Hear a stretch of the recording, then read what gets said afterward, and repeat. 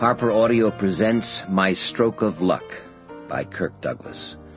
Read by Kirk Douglas and Michael Douglas.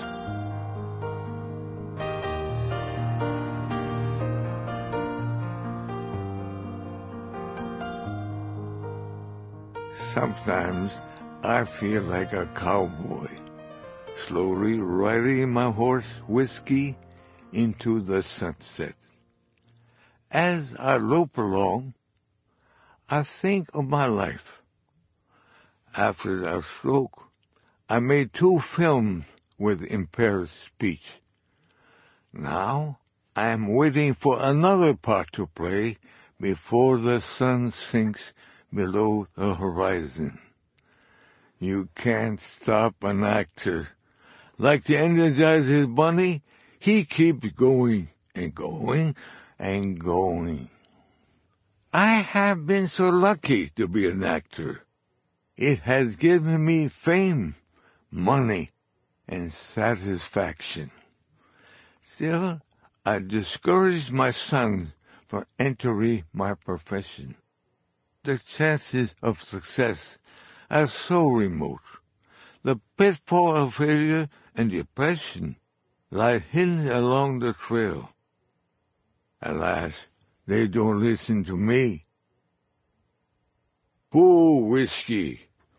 I dismount and sit in the shade of a stately oak tree and stare off, hypnotized by the sheer brilliance of the setting sun.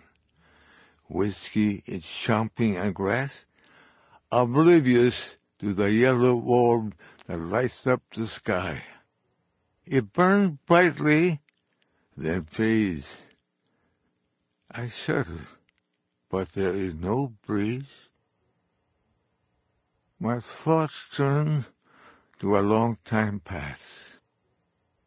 I think of Burt Lancaster, Queen, and so many actors I have been honored to work with. I think of all those I never had that privilege to work with. Actors I admired from afar. We are entertainers. We make films to give people a short respite from the problems in their lives as they are swept up in the make-believe world on the screen. But actors live in the real world too, and we have our own woes. I admire my colleagues who show courage in the face of personal tragedy, instead of crawling away in self-pity.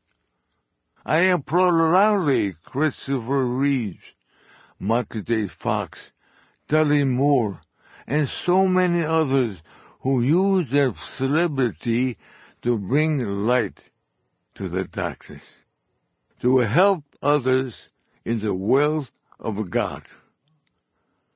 To them, I dedicate this book. The sun has set. In the twilight, Whiskey and I ride back to see if my agent has called. My son, Michael, has found a script with a parole for me, for him, and for my grandson, Cameron. Wow! 3 generations in one film. Oh, and Michael, you take it from here. Thank you, Dad. Acknowledgements. A computer is a good help when you are writing a book, but I don't know how to use one. Thankfully, my assistant, Lisa Lynn, does. She was able to take my dictation directly and type it all into the computer. What a help that was, and thank you, Lisa. Very often I needed a sounding board, someone to agree or disagree with my point of view. Eliana Volpe played that role. Her intelligent comments were a big help, and thank you, Ellie. And of course, my publishing editor, Claire Wachtel, was of great assistance. Her staff convinced... Sample complete. Ready to continue?